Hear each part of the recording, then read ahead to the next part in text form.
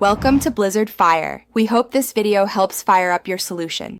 You start by confirming permissions. You need manage server or ownership. Once you have that, open Discord on desktop or browser and select the server in the left column. Click the server name or the three-dot menu and choose Invite People immediately. This action opens the invite dialog so you can create a link.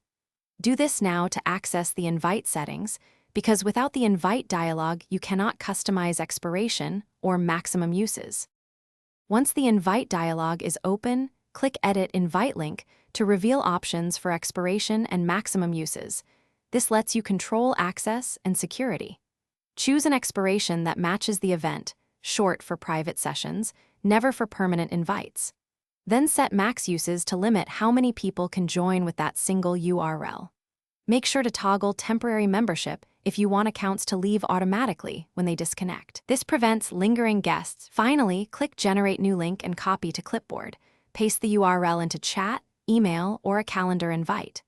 Once people join, monitor the member list and revoke the link from invite settings if it spreads or is misused. If the link fails, check your permissions first, then server verification and role restrictions.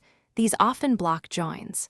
If needed, regenerate a link with different expiration or max uses. This resets access and stops any unauthorized entries immediately.